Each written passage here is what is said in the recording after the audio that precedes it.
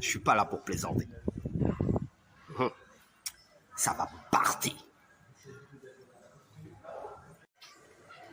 Bien. Un bon entendeur, salut. Nous, on est là pour étudier le zen, la tranquillité d'esprit et la maîtrise de soi. Donc, on dira souvent que celui qui ne sait rien parlera beaucoup trop, mais que celui qui sait tout ne dira rien du tout. Question.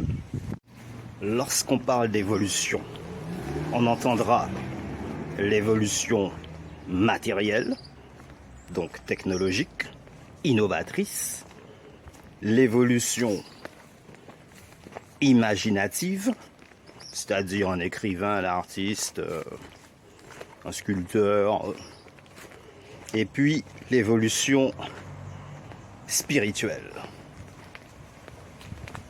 la plus importante. Car sans l'évolution spirituelle, tu ne peux pas englober ce qu'il y a avant, ni ce qui suit. L'évolution matérielle, on ne peut pas suivre la technologie en tout point. C'est pas chaque fois qu'un dernier modèle de voiture, de téléphone ou haute télé, etc., ordinateur sort, que forcément tu vas plonger dessus avant même que ce soit affiché en publicité. Tu auras l'évolution imaginative, il va falloir quand même qu'au bout d'un moment tu concrétises. Parce que tu vas parler de certaines choses et jamais on verra exactement ce que tu dis, c'est-à-dire le côté matériel, concret. Et puis l'évolution spirituelle, la plus importante. Comment faire? Pour l'avoir, pour l'atteindre, ça ne se vend pas en supermarché au kilo ou à détail. Hein. Ça ne s'importe pas et ça ne s'exporte pas. Il faut aller chercher et au bon endroit, parce que ça ne se trouve pas n'importe où. One time. L'évolution spirituelle, tu ne pourras pas l'atteindre sans une bonne éducation. Ouais, je remets mes lunettes pour être plus objectif. Une observation complète de tout ce qui est nature, environnement, maîtrise, hommage aux anciens et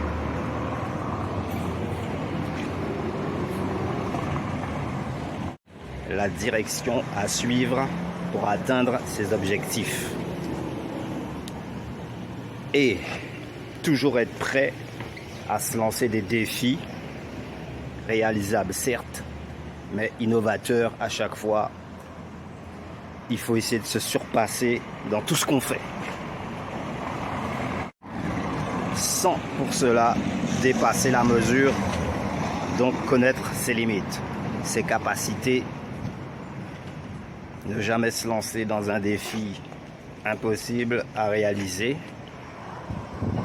ou trop difficile à mettre en place. À ce moment-là, il faut procéder par étapes. Tout simplement. Alors, si tu es pilote d'avion, eh ben, tu dois te fixer un cap. Lorsque tu décolles, tu sais déjà dans quel aéroport tu vas atterrir, sur quelle piste d'atterrissage tu vas poser tes ailes. Pars pas comme ça sans t'avoir fixé le but à atteindre, la ligne finale pour cet objectif-là. Très important. Tu rates ça, c'est même plus la peine, tu peux t'arrêter là. Ouais, chaleur intense, on transpire beaucoup, c'est les tropiques. Climat humide et tempéré. En posant une réflexion sur la conception spirituelle, je vais faire une comparaison avec les parfums. Donc, t'en auras qui vont s'acheter des parfums à 5 €, d'autres vont s'acheter des parfums à 50 €, et d'autres iront s'acheter des parfums à 100 €, voire plus. Dans la conception spirituelle, c'est à peu près ça. Explication. Spiritualité. Donc, t'en auras qui sont un peu légers dans la spiritualité, on va dire les simples pratiquants ou simples croyants. T'en as qui sont un petit peu plus fondés, donc on dira les vrais pratiquants. Ils lâchent rien, toujours en rendez-vous de la messe ou à l'appel des fidèles. T'en as qui sont très avancés spirituellement, on va dire, les prêtres, les moines, les chamans. Et puis au-dessus, tu as tout ce qui est les magiciens. Alors la spiritualité, c'est déjà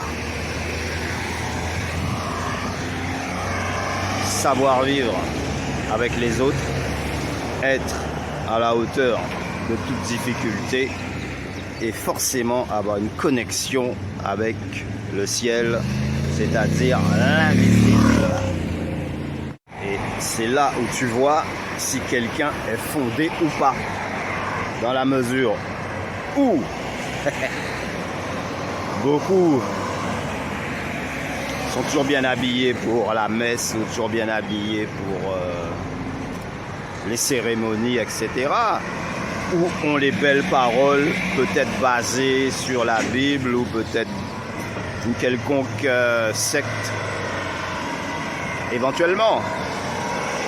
Après, dans l'action, on les voit pas.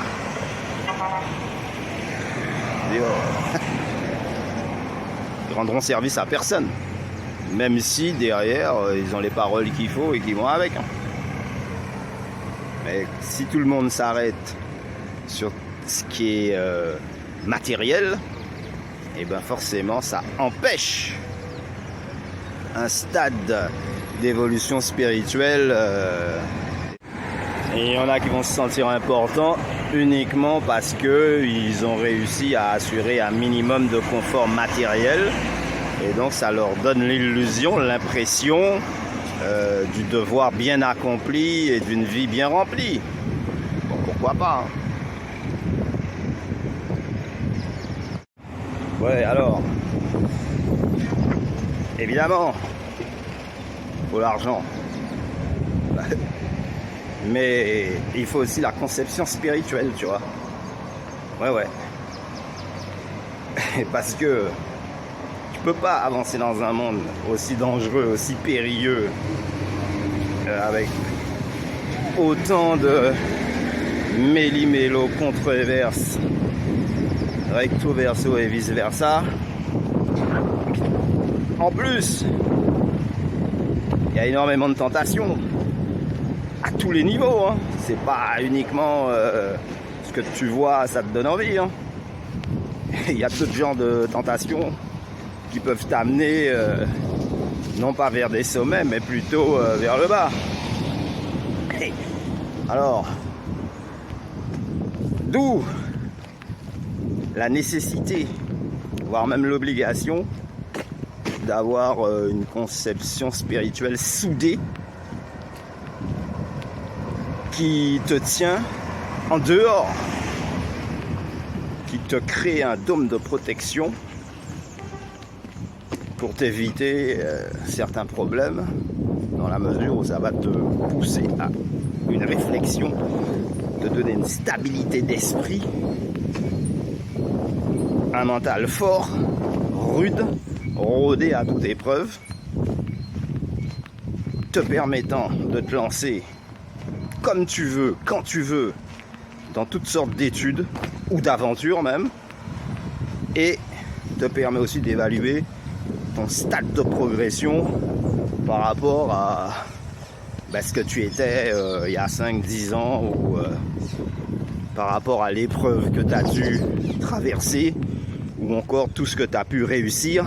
Et ben tu peux l'évaluer toi-même, et ça te donne ce qu'on appelle l'estime de toi-même. Très important.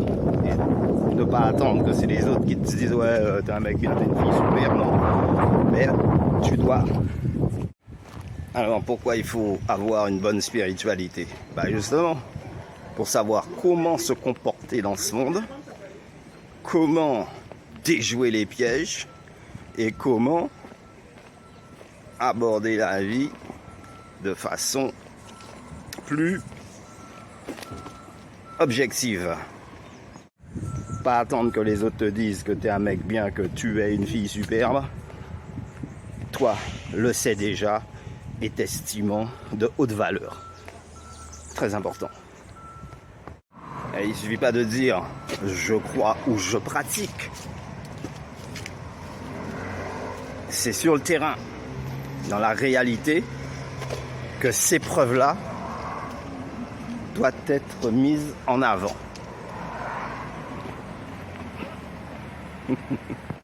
L'impression que certains ont, que quoi qu'ils fassent, ils sont toujours au même point, ça vient peut-être de là aussi. Parce que tu peux pas me dire que si matériellement parlant, tu as une certaine satisfaction, normalement, tout le reste, ça doit rouler. Parce que l'argent rentre, l'organisation est là, et tout va bien. Bien propre.